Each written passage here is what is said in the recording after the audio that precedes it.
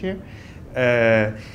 We just talked to the big digital companies, to Google and Facebook and Twitter, Instagram and so on. And that's all very interesting, but we thought we'd also talk to some of the people who are actually using these platforms to make a difference, to get people to not only act, but also to know the facts that they're acting on. And so I'm really happy to introduce this panel.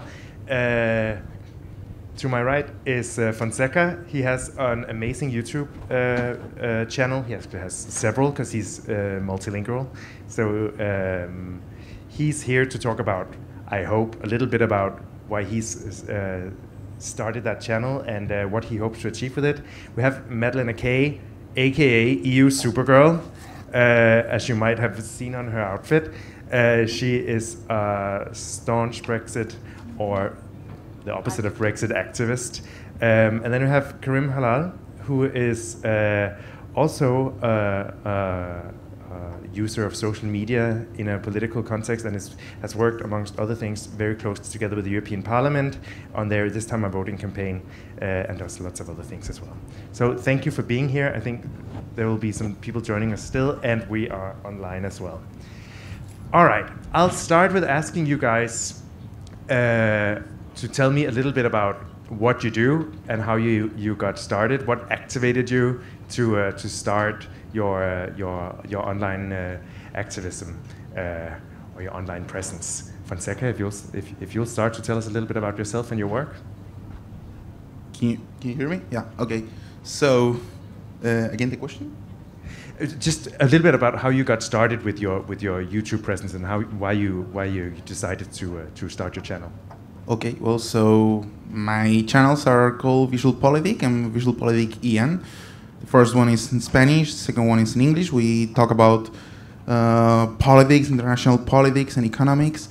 And, well, we started out because basically we saw that there was a problem in the media landscape, and it's that it focuses so much on the exceptional events. So basically, I always give the same example. I say that if there is an oil cargo ship that sinks in the ocean, 5 minutes later, you have an interview with the captain of the ship, an interview with an expert on ecology, whatever, talking about the magnitude of the event, but nobody's going to tell you about what's going on with all those oil cargo ships that never sink in the ocean, and those are the actual ships that you should care about, because those are the responsibles for what you have gas when you go to the gas station. So we don't focus on the extraordinary events, but on the boring day-to-day political events. And this is how we achieve an audience of almost 2 million subscribers on English and Spanish. And, well, I don't know, is this enough answer? What's your background? Are you a journalist by profession? Well, no.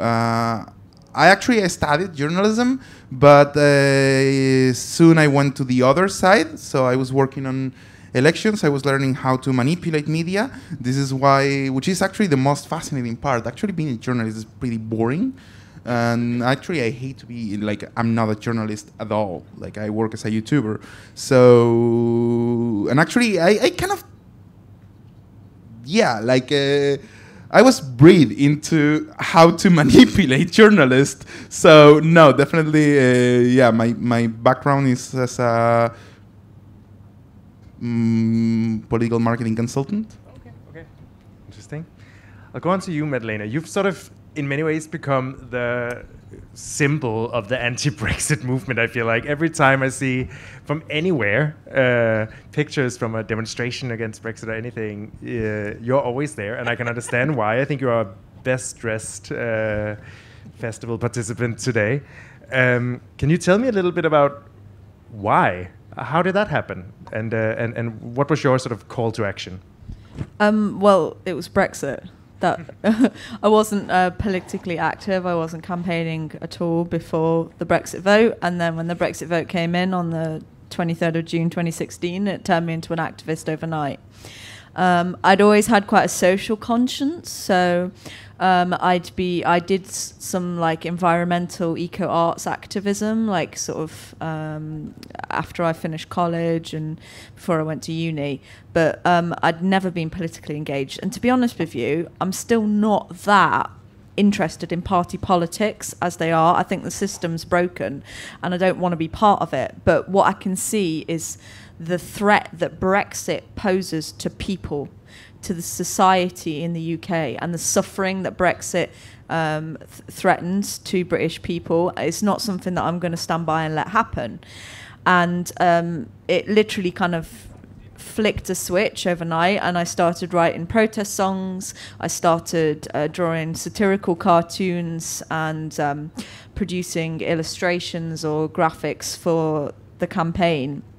And got slowly more involved with different campaigning groups, integrated into the networks, the grassroots anti-Brexit networks in the UK that were forming, and just tried as hard as I could to get involved with as many things, and posting about it on social media. I didn't, initially I didn't even know what a Facebook page was. I didn't use Twitter for about a year into my campaigning.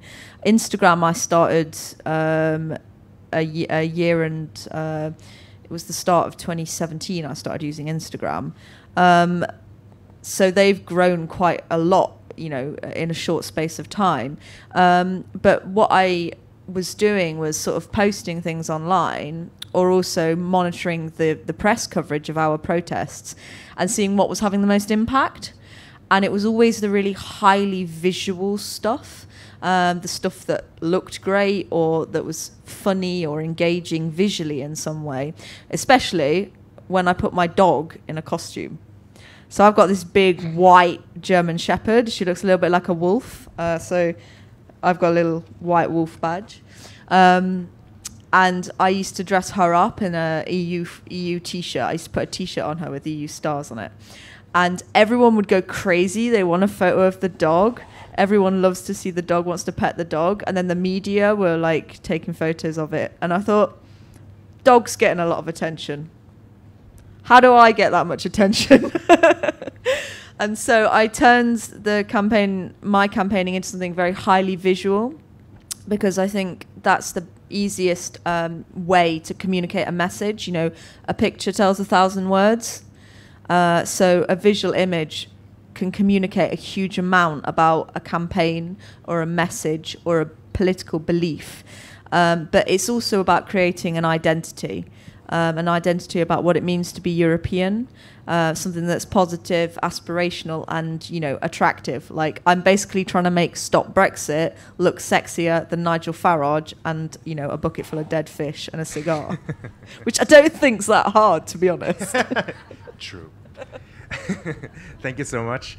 Karim, could you tell us a little bit about how you got started and how you're working with social media today? Yes. Basically everything started when I did my Schumann trainship in the parliament. I started there working specifically on Brexit, indeed. And when I arrived there, I'm coming from Spain, I realized how many myths we have about the European Parliament or the European Union in general. So I decided to start a YouTube channel in order to try to explain in the most neutral way what the hell is going on in the Parliament. What's the daily life there in the EP. And there everything started, and what I'm trying to do is basically, I've done, for example, interviews to different MEPs from all the ideological spectrum, so everyone can feel related to some of them, and also to a vice president or the spokesperson of the parliament, for example. And all the kind of things that I'm trying to do is to explain what some directives that are getting approved there, like, for example, what's happening with the plastics. So every time I'm trying to make a video, the focus that I'm trying to get is, will my friends of my hometown in Spain, I'm coming from the south of Spain, will they like the video? So I'm trying to go one step back every time I'm trying to explain what's going on with the plastics, for example, or how the European Parliament works as such. and that's what I'm doing now. Also on Instagram, and that's it. Thank you so much. I asked Madalena when she came in. We were talking about what we were going to talk about, and I said I was wondering why you didn't just become a politician. And you told me that you've been asked that question before. What's the answer to that? Well, in the United Kingdom, it's now likely that we're going to be participating. In fact, we are going to be participating in the EU elections. Hooray! This is great news. And because of that, I get a lot of people will tweet me or message me on Facebook or something to say, "Will you stand as an MEP in the elections?" Particularly, people are circulating an email about the Independent Group, which is the new party that's been set up in the UK with the MPs that have fractured from the Conservative and Labour. They now want MEPs to stand for them in the elections. Now, the thing that I always respond to them is, I have an influence outside of the political system, a system that I believe is broken. I have a voice and I have an impact. Why would I sacrifice that, jeopardize that, to be part of a system that I believe is fundamentally not working? The other thing is, there's a lot of very passionate pro-European people that could do the job as an MEP or an MP extremely well, who don't have any influence from outside. And I think that the standing in the elections would be an opportunity for them that I wouldn't want to take myself. Because also my style is not conventional, and I'm not the best kind of person in meetings and doing paperwork and reading lots of stuff. I have a very creative approach. I write protest songs that I perform at events. I create, images and cartoons and children's books about European issues. You can't do that if you're preoccupied with, parliamentary system and the way that parties function. And the other issue is that what I'm doing at the moment is focusing on Brexit and promoting Europe. Whereas if you're an MP or an MEP and you're part of a party, you've got to deal with so many other issues. Brexit's a cross-party issue, and that's why we need cross-party influencers to have the greatest impact on ultimately trying to stop it. So may I ask you, just out of curiosity, just in order to understand you better, you say that the political system is broken, yeah. But then again, you are big time standing for European Union, which at the end of the day is nothing but a political system. So can you explain that? Well, I mean, the system that I think is really broken is the UK politics, because we don't even have proportional representation. So when people ask me if I'd stand as an MP, so a member of UK Parliament, I'm just like, no, because it's fundamentally undemocratic, the way that we elect. What do you mean with the proportionate representation? So you have a unipersonal electoral system, right? That's what you don't like, or? No, we don't have proportional representation. We have first past the post. What that means, obviously with proportional representation, if you achieve a certain number of votes across the continent, then you'll have a representative in the parliament. Yesterday, I was campaigning with a man from Dusseldorf that's standing for a small party called Neue Liberal, and if he gets 180,000 votes, he will be in the parliament. In the UK, it doesn't work like that. Even if UKIP or the Green Party have 7% of the vote, they won't have 7% of the representatives in Parliament, because we have a first past the post system. Sure, but in every electoral system you have the same. Even in the European electoral system. No, because the European electoral system's proportional representation, so it's actually more democratic. Yeah, but it's never going to be 100. There is virtually theoretically it's impossible Yeah. to have full proportion. There's There's always always- like a minimum percentage that you have to reach. I in think order it's a to very make fascinating political group. discussion. Okay, but, okay, yeah, sure. And I think that we should definitely have it. But I wanted to get back to the influencer thing. Okay, sorry. That's No, okay. sorry. But I think was it just is nerd super to- interesting, and this is why you probably all taken to do what you do, because you're interested in these topics. And Maybe I can tie yeah, that sure. in then. So basically, what I think is broken about the system is that it's failing to communicate and engage its citizens, right?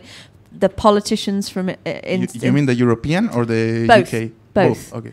There's a huge amount of apathy and lack of engagement with politics and political issues and legislation that's been passed. So the role of the influencer is to try and communicate the work that's being done by the European Parliament or by UK or the issues with UK Parliament, and communicate that with the average person and tell them it's so important that you turn up to vote and you turn up to protests that you care about, issues that you care about, and speak about them, so that the politicians hear you and respond to that. I think it's actually quite interesting, because when we first heard from you, you said, I asked, are you a journalist? And you said, no, not really. You were sort of on one side and on the other side, but your YouTube channel is super informative. Like it's a place you could go for your information. You go really into depth on the topic you work on.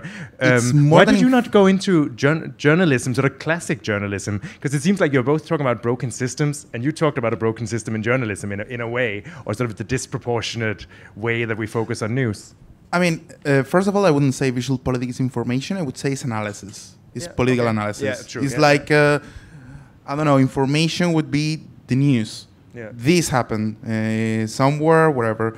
Visual politics is we take those news and we make a collage with the news and we show you there is a trend. So, for instance, I don't know, one of the latest pieces we made about the European Union, for instance, with the China investing heavily on European startups in order to maybe they might or might not want to steal the military technology in Europe. So we give you different, okay, this is something that happened in US, this is something that happened in Germany, this is something that happened in France, and can you see there is a trend? This might or might not be happening, but this is our analysis. So that's kind of the kind of thing we do. That's why I wouldn't consider myself a journalist. And I'm not saying the whole media landscape is broken. I wouldn't be as bold as that. I think it's necessary that we cover the extraordinary events. This has to happen. And I think we are not a substitute for normal media. We are a complement for normal media. And I think it's a complement that was heavily needed. But I wouldn't say that the system is broken. Oh, okay. Karim, I would be interested to hear from you, because you work quite closely with the European Parliament, for example. Why did you choose to sort of use the social media platforms rather than sort of start running a political campaign? Okay, I think social media, it's specifically YouTube or Instagram, they are both good ways to try to reach people with an information that probably they are not going to receive. I mean, it's not common to receive political information through Instagram, through a post, or through a video in YouTube. And what I mean by politics is like you are not. I mean, I'm not talking about the parties. Of course, the parties, they are already doing this through Instagram, Twitter, Facebook, and all social media. But I think that you have good tools in this media to reach the specific target that you want. And also, I think that the format, for example, that Instagram gives you of 1 minute of a video, so if you want to attract people in 1 minute, you really have to do it really well or you are done. So I think also the format that the platforms are giving you are perfect, at least for the aim that I'm looking for. Interesting. We just had the big tech companies up on stage, and I think that they were very proud of was sort of giving everyone the opportunity to be heard. And obviously, you've all three been quite successful in being heard and being seen. What is your approach to this? Because I talked a little bit about it with both Facebook and Twitter, Instagram maybe as well. Your audiences, is this mostly people who completely agree with you, or agree with you, or sort of already a bit into sort of politics nerds? Are you trying to reach beyond the people who are sort of within your own chamber? We called it. They mentioned themselves this idea of echo chambers. Madalena, are you sort of reinforcing the anti-Brexit people, or are you sort of focused on bringing people over? Both, absolutely both. I mean, you say reinforcing the echo chamber. It's a bit of a negative slant to that. I would consider it about building and bolstering a community. So obviously you start out with a small following, and then you grow it, and you bring more people in, and you inspire more people, and you give other people motivation to take their own actions, and communicate to them, events like this or things that I'm doing to communicate what's going on, almost in a journalistic reporter kind of format. But at the end of the day, in a political campaign, you are also trying to change people's minds that disagree with you, or at least engage them in a conversation and let them, know your views. I am very keen always to talk to the Brexiteers, to the yellow vests that protest outside Parliament, or even there's some alt-right YouTube vloggers like Sargon of Akkad that like to interview me. And I'm very happy to have a conversation with them, because I think that's super important for democracy, to listen to other people's views, to try and find some common ground, try and find constructive ways forward, but also to show them that, like, even if you don't respect their political views, you respect them as people. And, I think the style that I take is non-confrontational, but it's also quite provocative, using humor and creativity. And that has quite a traction outside the echo chamber. For example, I've just put out a music video on my Twitter. It's a song that I've written, and I managed to somehow get the drummer from Blur and the bass player from Pink Floyd to play on my record, and then we had a music video made for it with me doing all my costumes, all of this stuff, and there's 3 in the studio, and it's now got 220,000 views on Twitter, and it's basically mostly trolls. It got retweeted by so many Brexiteers, and they were all saying things like, this makes me want a hard Brexit now. But at the end of the day, they shared the content, so I wasn't bothered. And the Daily Express, which is one of these tabloid rags in the UK, like right-wing tabloid rags, wrote an article about it a couple of days ago, saying it was the song that was turning Remainers into Leavers. But it's kind of tongue in cheek, but it gets the message outside of the echo chamber. It has an impact, it has traction. So yeah, definitely that's the approach. Cool. Fonseca, your audience, are you very because in your analysis, are you trying to provoke people a little bit too? So, are you trying to challenge your audience? Are you sort of speaking to the converted a little bit as well, the people who are already engaged in these topics? Because you mentioned in the beginning, sort of talking about the topics that really matter and are not covered as much as you would want in sort of traditional media. You mean challenge? I mean, definitely we are not an ideological channel. No. To put it that way. Like, of course, we have our editorial line, but first of all, everything has to be fact-based. Yeah. So it's not the first time that even we changed our viewpoint on something. And most of our videos, we start with a hypothesis. And during the writing of the script, we find more and more information. And it's like, at the end of the day, we have a totally different conclusion than the point where we depart from. So we don't try to be ideological. That's why we have audience from, I would say, both sides of the political spectrum. Of course, probably there are certain people that would never like our channel, because I would say that, to me, I would differentiate the political spectrum in two sides. Those who are identitarians and they care more about the rights of the Americans, or the rights of the women, or the rights of the worker, the working class.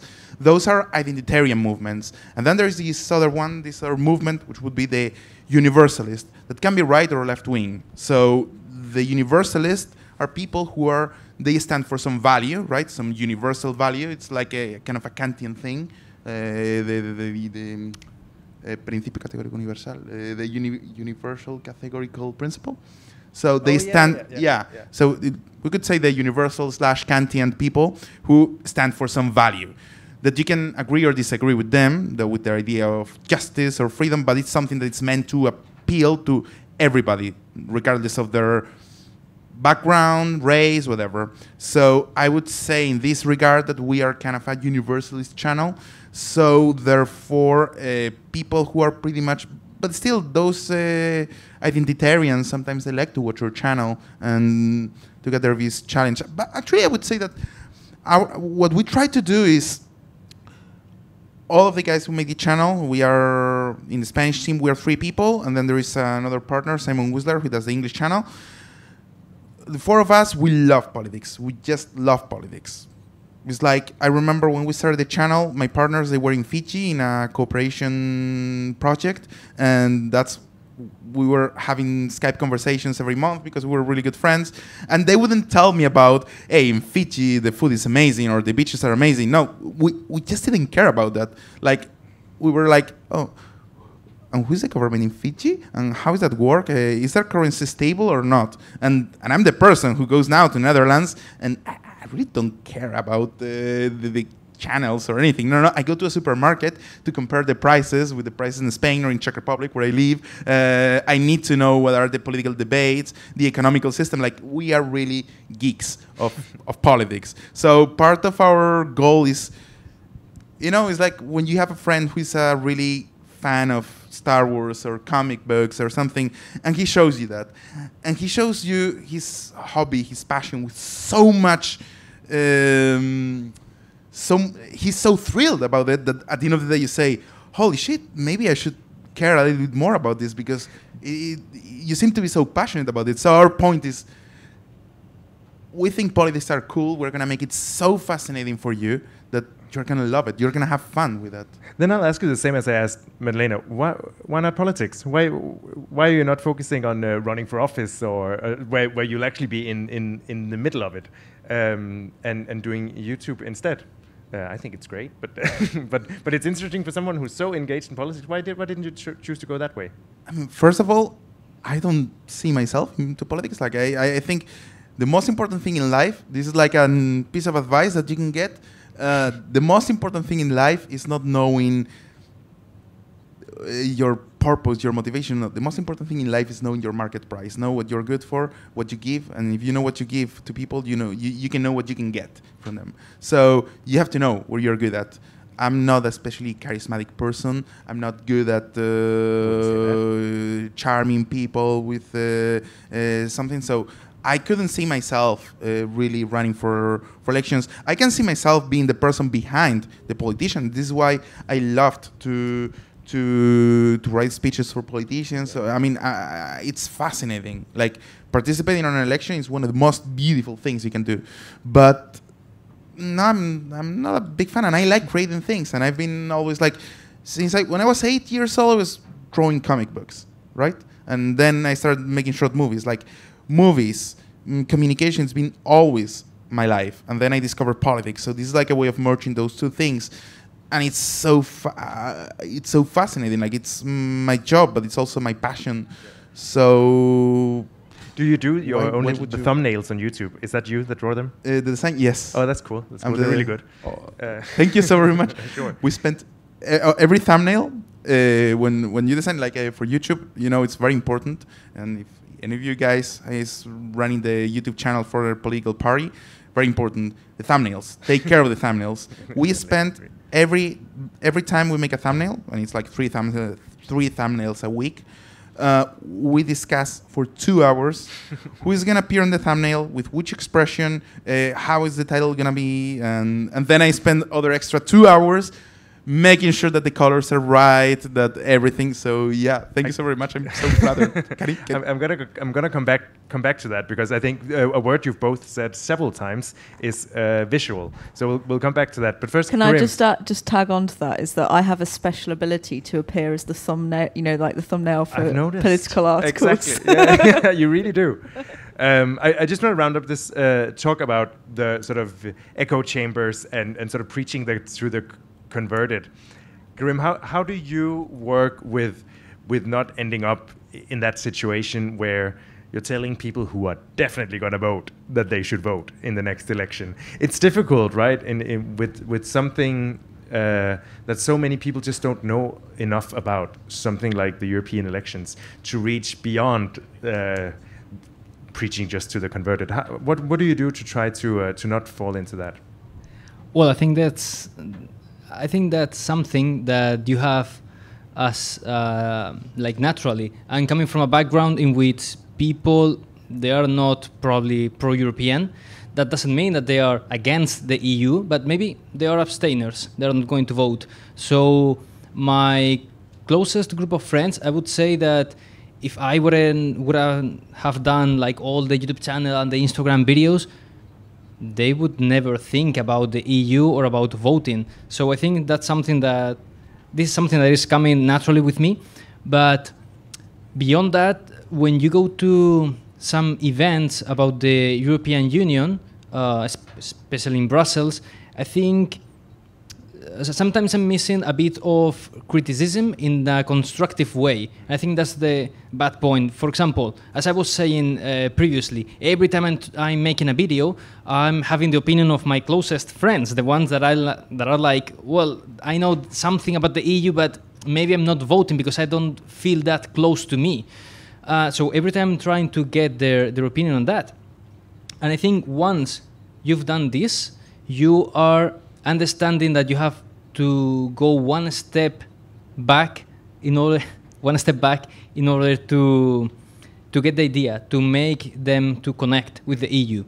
For example, there are some videos that I've seen only saying good things, like in 1 minute saying all the good things about the EU, and they are true, and it's okay, the video, but that video, personally speaking, I think that's not going to reach people that don't feel so close to the European Union. So I think you have to have a mix, a 50-50. So say why it's important to vote for the EU, say what the EU is doing for you, and also say what do we need to improve. Because if we don't say what we need to improve, then people are going to be like, okay, the ones that are already engaged, they are going to vote anyways. Yeah. And the ones that are not going to vote are like, if everything is okay, and I don't think close the EU, why should I vote?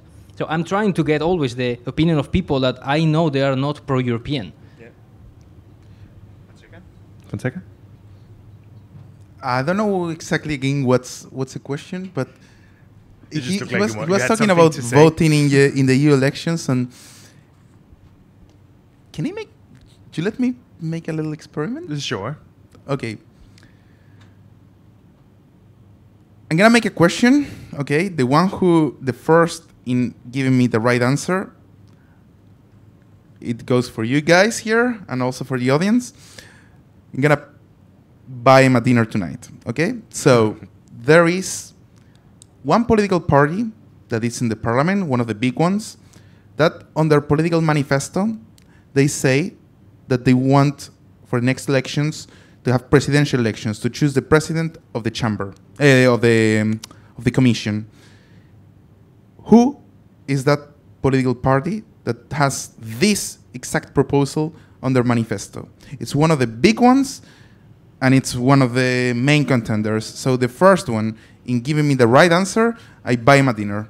We have 30 seconds. I'm sorry, are you speaking about a political family or a political party? Party. Well, EPP is the family, that's the problem. So it's a political party who wants to have direct elections for the commission president. Okay, okay. We have a winner. Please stand up. The EPP. It's not a political Okay, well, a political family. I asked you, Ken. It's the biggest mainstream political family. Well, you're no, please. Sorry. Say it. No, in all honesty, I'm happy you passed the microphone because I want to pose a question. So I wasn't claiming the space here by suggesting the right answer, but I'm gonna come back from my dinner. I want to challenge you. Based on what I've heard here so far, you campaign on values. You present the value of the European Union, the value of being politically engaged or informed or care about politics, and you're trying to promote the European Union at large and the elections as a way to express your voice and have a voice. I have an issue. I come from a very, very small startup party. It's called Volt. and I'm very challenged because when I have these conversations with my colleagues, how we can provide solutions. What do people care for? Because majority of us, 80% of us, doesn't have a political background and are not really. We stepped our game also. Brexit was a catalyst for us to form and shape ourselves and mobilize ourselves and organize ourselves to form this movement.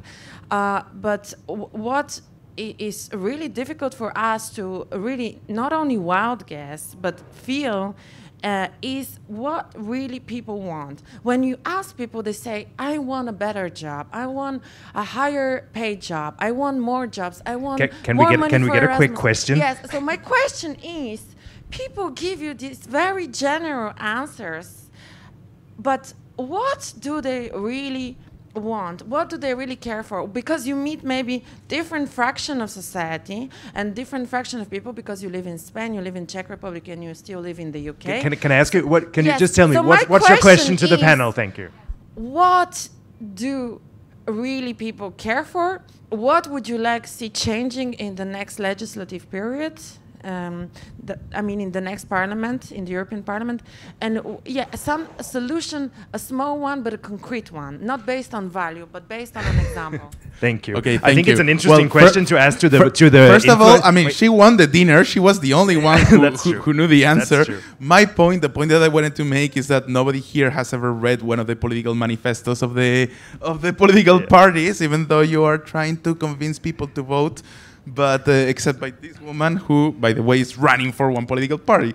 But okay, you did your homework, so good. What do people want? Well, first of all, that's your job to figure out, not our job. Our job is just to create media that people enjoy. You are the one who has to create a political product because you are the politician. It's like if Steve Jobs or the guy from Apple would come to me and tell me, hey, what kind of mobile phone would people want? I'm not... dude, that's your job, so sorry. But you will have to figure it out by yourself. There is something called big data, there is something called surveys, and there is something called backbone and ideology. So probably you should concentrate on that when you are making your political manifesto. Anyway. Conversely to what you were saying, in the UK, regarding Brexit, when you ask people, the Brexit voters what they want, they say things like sovereignty, and they want control of the borders, and they want democracy, and these kind of very big, broad kind of values. But quite often when you try to pin them down to say, well, what does sovereignty mean to you? They can't actually give you an answer. And I think somehow these words have just become rhetoric to stand up for some kind of ideology or some kind of identity that's very confused. I mean, like at the last Brexit march, I went along and I was, accosted by a load of guys in yellow vests with Trump masks and MAGA caps. Like, they're kind of, taking on a French movement and then an American movement to make some statement about what they think the future of the UK should be. it's very strange. And the thing with Brexit is that we know that it's going to cost jobs. We know that it's going to damage the economy 2 to 8%. We know that it's, all of the economic impact assessments are saying that it's going to be bad. So people that are advocating Brexit and promoting Brexit aren't doing it because they want a better quality of life. A lot of the Brexiteers will say it's a price worth paying for democracy, or a price worth paying for sovereignty, even though when you actually look into it, Brexit means less sovereignty for the UK and less power over our laws and legislation. Can I ask Karim? There's between Madalena obviously has a clear political project. It's no Brexit. Fonseca also said that they're not an ideological channel as such. You're also quite neutral in your approach, political approach to your influencing. Is that a conscious choice that you're not, because you're not telling people to vote for Volt or for EPP or S&D? Why did you make that choice? Well, what I learned at home is that first you need is to think. So I'm just providing the information for people to make their decision. That's what I think is worth for a channel.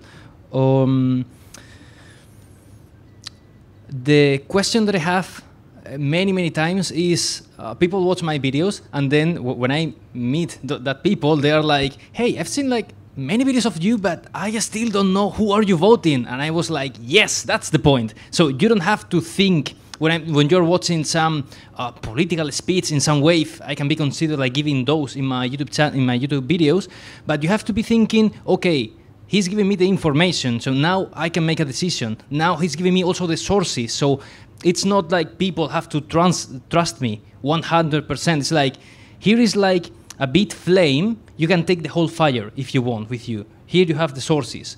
So I'm just trying to make that flame to start in the people. So you are not going to be technical about the European Union or about plastics or about climate change, but you are going to have like an initial motivation to be like, oh wow, I didn't know that. So now I have a motivation to look more for this. That's what I'm trying to do. So that's why I'm consciously neutral. I have my ideology, have my opinion, but I'm trying to give just the information. I think it's not on me to say people what should they do. I'll let you give you a short comment, and then I'm going to ask you a question to round up, because I know that you have to be in other places. But I think neutrality is a utopia. You cannot be neutral. You can say, I don't have an agenda, and I don't want to make everything, all my videos, so people would end up voting this or voting that. But you can't be neutral. What you can be is first honest with yourself, and second, critical. I remember our first rule when I was working in political consultancy, and what I said always to my candidates, it was, don't believe your own lies. You know that, okay, you are not lying, but kind of putting some polisher on the truth, right? Don't believe it yourself, because then you're fucked. One problem, for instance, yes, Margaret is right. Madeleine is right. A lot of people, Brexiters, they don't know what they are voting for, but 90% of the people who are against Brexit and they are so much in favor of European Union, I'm telling you, I would give them 50 euros per one of the... if they can give me just 3 reasons, real and precise, on why do they like European Union, I will give them 50 euros per reason. We can do that. Yeah, I mean, I agree that the knowledge and understanding of the European Union before the Brexit why are you in vote favor is of very European Union? 3 reasons. Why am I? Yeah. I've actually got a poster in my bag with 24 reasons to remain on it. This is literally what I try and do with my campaign, is to communicate to Remainers as well as Brexiteers everything that the European Union does to benefit their lives. So things from, the peace that it has brought to our continent, to things like animal rights, the European pet passport, things like, this is not contingent to European Union. Like animal rights can be passed on any other parliament. There are many other countries that has animal rights and they are not in European Union. Yeah, but European legislation is adopted into national legislation. And the thing about the passports is, of course, that's a European-wide initiative that allows... you have the same thing with the passport in UK? Like If UK is never been. If Brexit happens, the pet passport scheme gets scrapped, and any animals that are taken over the border have to go through quarantine. I think we're gonna start to wrap up. I would like to ask, just to finish up, you guys have sort of very specific right now. At least Karim is working very hard on getting people to vote in these elections. Madalena, you're working very hard to avoid Brexit. I'd like to ask what you guys are going to do on the other side of that, whether Brexit happens or not. There'll hopefully be a decision someday. And then I'd like to ask you a bit when we get to that about what your plans are for the future and how you want to develop your platform. But I'll start over here with Karim. What's next for you when in a month and a half the elections are over? What will your focus be after that? Well, I think we have topics for the EU for quite long, starting with Brexit, hopefully, and then with the new parliament, and we'll see how everything is going on. Also, maybe this is a spoiler, but I was thinking about talking about national politics, so from Spain, I mean. But we'll see that. Anyways, I think you always have like big topics that are not only related to the EU or to national scene, but to the international probably. If you talk about climate change, it's something that is going to be there for many, many years. Or trying to relate hot topics like migration is going to be another issue that is going to be with us for many, many years, and you can deal with that from the EU level or from the national level. And when I was saying about being neutral, is that I'm trying to be 50-50. So if I'm saying something about the EU, I'm not going to define myself as pro-European, and I'm not going to define myself as anti-European. And that's what I am. I mean, that's the honest part. I'm not, because I strongly believe, I'm going to be short, I promise. I strongly believe that for support the EU as a good project, independently on the reasons that you have, it's not mandatory for you to have a big flag or to always say good things about the EU. I think you can live your European identity in the way you feel that. And when I'm talking, for example, for many videos, I use the EPRS data. That's something objective. So I'm trying to be neutral in that way. I'm trying to use sources that I know they are reliable and that I know that can draw the attention of the people when they are watching the videos. That's what I mean when I'm trying to be neutral. I'm not trying to be like a sympathetic face just and following me. It's not that. It's like, here you have some info. If you are more on, oh, I hate the EU, go for that. You can also use arguments from the European Parliament to go against the European Union. Or you can do the other way. Thank you, Karim. I like that. Madalena, what is EU Supergirl going to do after Brexit? Is Brexit ever going to be over, though? The never-ending Brexit crisis in the UK has now been extended to the 31st of October. We had Barnier here last night, and he said, let's see. Will it be over by then? Who knows?